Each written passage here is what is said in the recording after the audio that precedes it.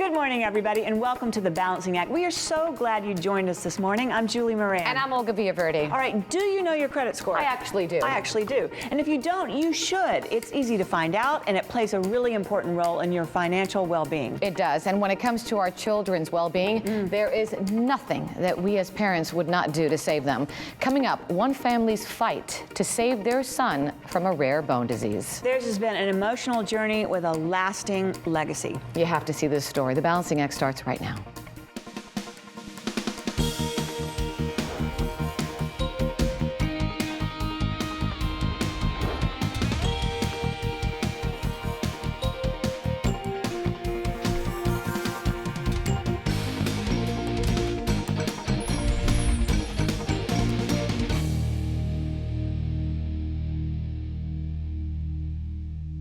Quick, off the top of your head, what's your credit score? You're not sure? You're not alone. Most of us just don't know what our credit score is or how to find out. What's worse, lots of us don't really understand why a credit score is so important.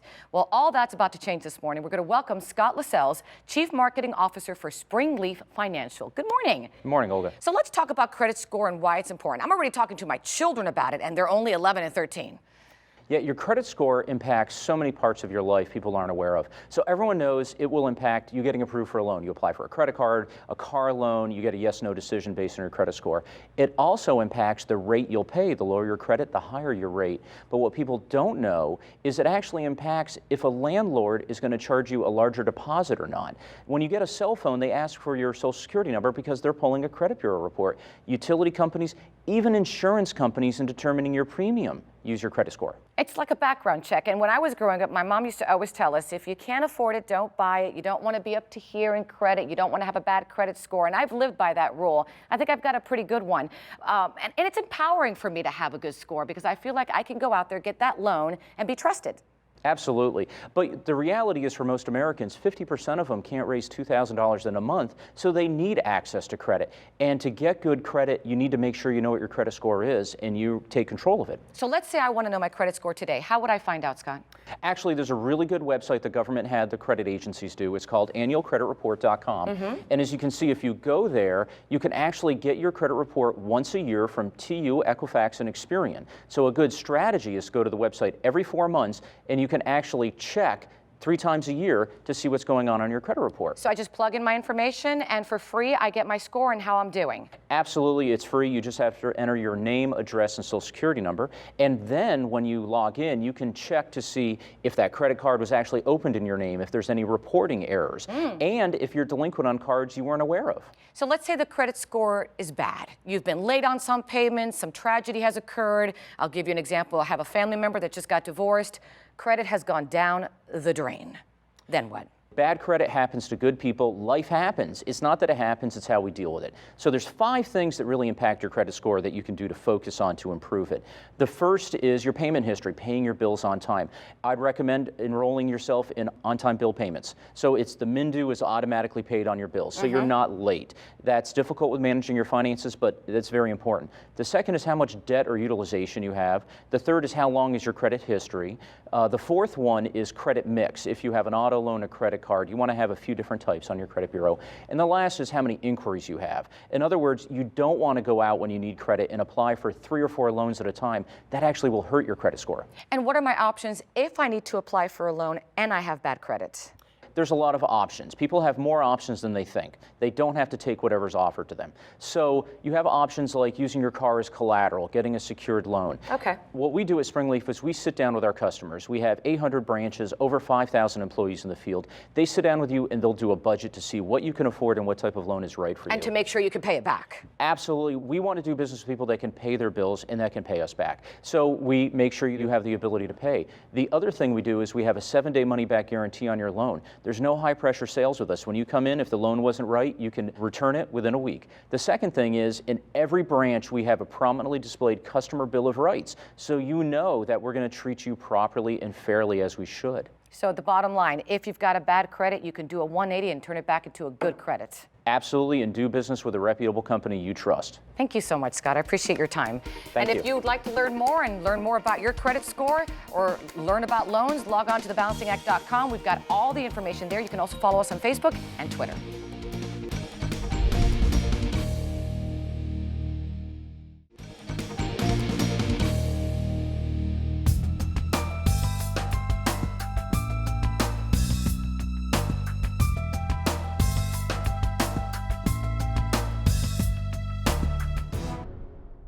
Imagine your newborn baby being diagnosed with an extremely rare bone disease, then being in a race against time, waiting for a life-saving bone marrow match for your child.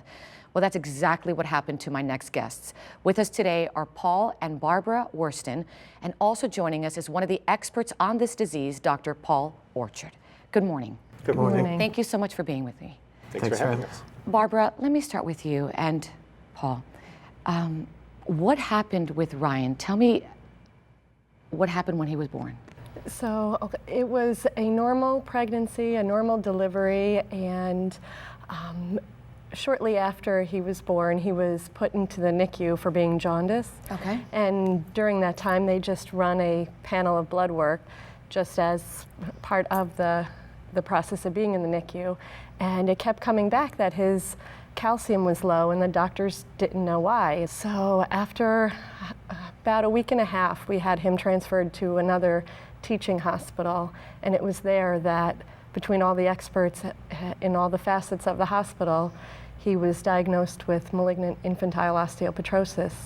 And Paul, did you even know what that was? And were you so confused at that moment trying to figure out, what is this? By that point, the information we had been given was pray that it's not malignant infantile osteopetrosis. So we knew that the diagnosis was not a good one. We knew that there were two courses of action. They basically told us you could take Ryan home and live through the inevitable, or you could put him through a bone marrow transplant. And let's talk about that bone marrow transplant, because I know it wasn't easy. He was a fighter, and he went through the bone marrow transplant, and he spent a month in the ICU at Boston Children's Hospital fighting for his life every day. And we were told many times that this is it. And then he'd fight, and he'd come around again, and he was known as the miracle baby in the hospital. Did he ever get out of the hospital, Paul? Ultimately, yes, we had the second best Christmas gift ever when we were able to take him home on Christmas Eve. Oh. It was an awesome Christmas morning to be able to pick him up out of a crib in our own living room, as opposed to out of a hospital bed. And what happened after Christmas? Because of the bone marrow transplant, your immune system is wiped out. So he wound up getting an infection. We spent several days in our local hospital, and then he got a little stronger again, and then he got another infection, which ultimately wound up taking his life. I can't imagine your pain. How did you survive that? I think really we leaned on our faith largest, and each other, and had to accept a new normal. Doctor, let me bring you in. What is this disease? What did Ryan have? Ryan had severe malignant osteopetrosis, or SMO. It's also known as malignant infantile osteopetrosis, or MIOP. It's a rare inherited bone disease. We don't ordinarily think of bone as being a dynamic tissue, but it really is. So there's cells that are making bone, there's cells that are taking bone away.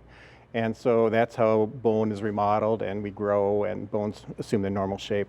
The cells that take bone away are called osteoclasts, and in this disease, those cells don't work. You have an imbalance of bone density. You make bone, but you can't take it away. The bones become very dense and very hard, and they're easy to fracture.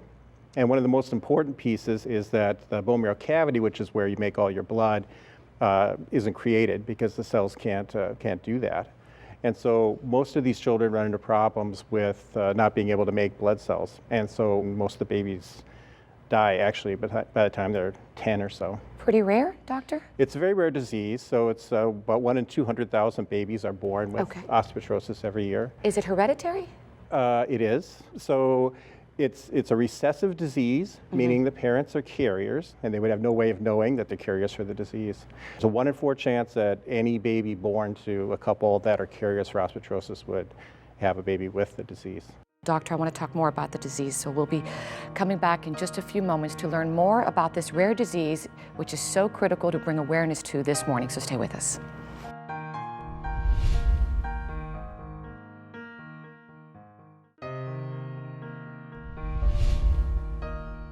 Welcome back to The Balancing Act. We're rejoined by a remarkable couple, Paul and Barbara Worston, who just shared their story of their son, Ryan, who fought to survive a rare disease but passed away at 6 months old. Also joining me again is Dr. Paul Orchard, one of the foremost experts on this rare disease. Doctor, let's talk a little bit more about this disease. Diagnosis must be so important, and getting that diagnosis quick as well. Is it?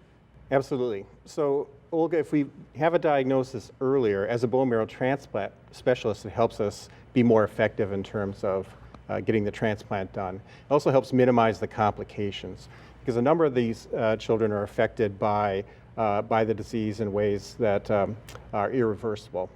So, for instance, the overgrowth of the bone can affect the nerves, and a lot of the children end up being blind very early in life. Some of them lose their hearing. And those things, even if transplant works well, you don't get those things back. And once you do that, doctor, is there treatment available today that could help delay the disease progression? Well, Olga, the definitive therapy is still bone marrow transplantation. However, there is a drug that's FDA approved to delay the time to disease progression in patients with severe malignant osteopetrosis. It's called interferon gamma 1B, or Actimmune.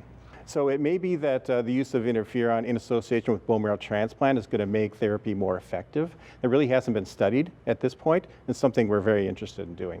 What about side effects?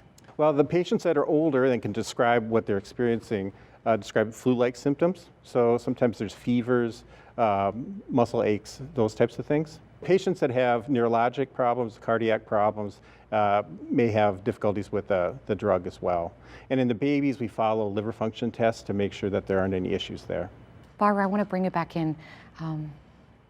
I know he fought so hard, and I know you continue to remember him every day through a wonderful foundation that you started. Can you talk to us about that and share maybe how that has helped you get through this? We've started the Ryan Worston MIOP Foundation in Ryan's memory, and it is a way for us to fight to keep his memory alive. We have partnered with Dr. Orchard, as well as helping some families who need some financial assistance while they're going through the bone marrow transplant process. And I also want to share with our viewers another joy that you have in your life. You adopted an 8-month-old baby. His name is Alex. That's right. How old is Alex today? He's 7 years old, and he's a wonderful, amazing child.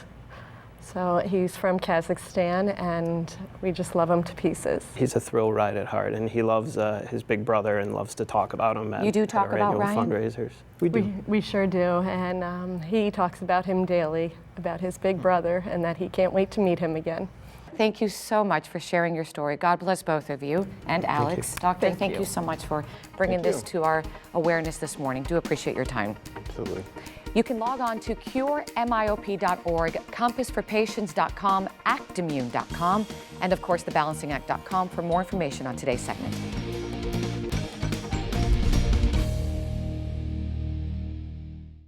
So what can you say in 140 characters? A lot. So let's get social. Join the conversation. Follow us on Twitter @TheBalancingActTV.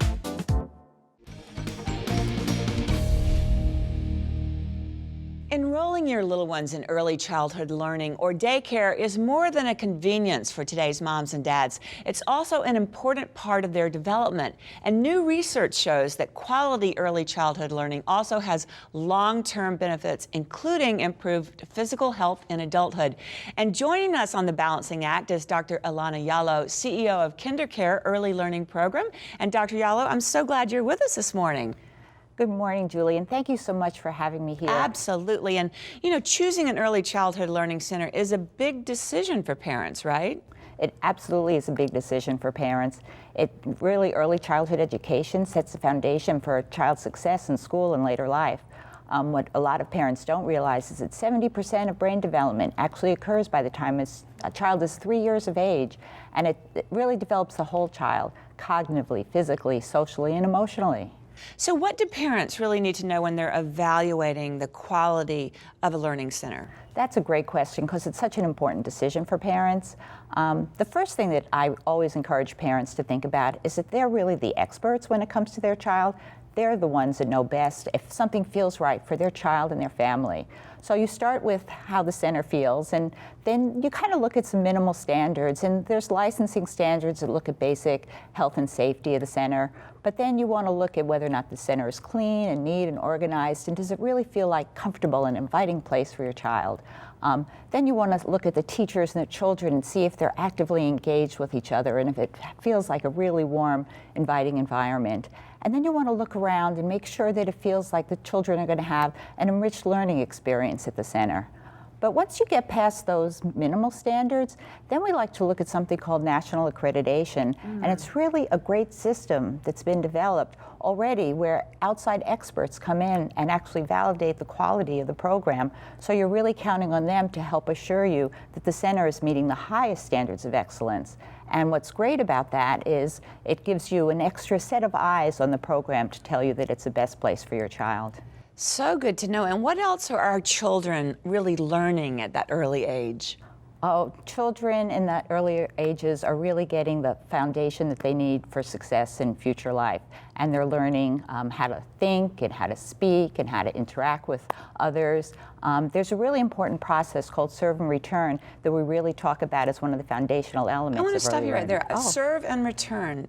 Explain that to me in detail. What do you mean when you say that? So serve and return is a process of interaction between young children and really responsive adults. Just to go into a little bit of brain science, I kind of apologize for that, but a child's brain circuitry is actually being developed in the earliest stages, and it's developed based on the interaction between a responsive adult and a young child. Think of it as a game of ping pong or tennis, this back and forth interaction between a child and an adult. Let me give you an example with it. Even a young child, before they can speak, they might be cooing or babbling or pointing, and then the adult actually responds and they look at where the child is pointing and they talk to the child, and then the child smiles or responds. This back and forth. Or I bet you may have experienced this one with an older child. Yes. A child asks you a question and you respond, you give them the answer, and what does the child say? The child says, "Why?" Why? Have you heard that one? From my two daughters all the time. All the time. And you answer, and then they say, "Why again?" Right. That's actually serve and return. It's that the children questioning, and really they're trying to engage the brain through that process. So KinderCare is actually the nation's largest and leading provider of high-quality early learning centers for young children. Nationwide, we have about 1,400 locations. We have the privilege of serving about 160,000 children every day. Wow, from infants fantastic. through school age. Yeah, we're so proud of that. And we have over 800 centers that are currently nationally accredited, and the rest of our centers in the process of getting accredited as we speak. We're so very, very proud of that. Well, you are just, passionate, and I love that. And I want to know what you do at KinderCare and a little bit more about you. I have a PhD in educational psychology from Stanford University, the Graduate School of Education there. And at KinderCare, I have the great privilege of working on developing all of our educational programs for our young children. And I also get to work on supporting our quality initiatives and the professional development of our teachers. And one really exciting thing that we're doing now is we're actually working with the states to see how children from KinderCare do when they go into school and enter kindergarten. And what we're finding is that children who attended KinderCare actually outperform their peers who didn't attend our programs.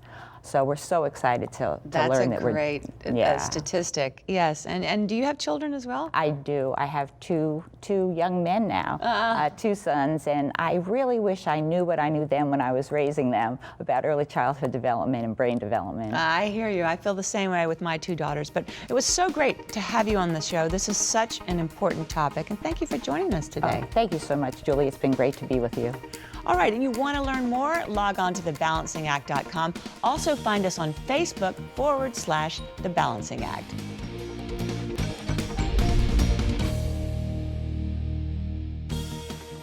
Thanks for being with us today and for starting your morning with The Balancing Act. And I'm still so moved by Ryan's legacy, Julie, and his parents. They are helping raise awareness and support all children and families living with that rare disease. God bless them and for what they do. God bless them, absolutely. And there's always lots more on the website, thebalancingact.com. We're also on Facebook and Twitter. Until next time. Remember, find your balance. So long, everybody.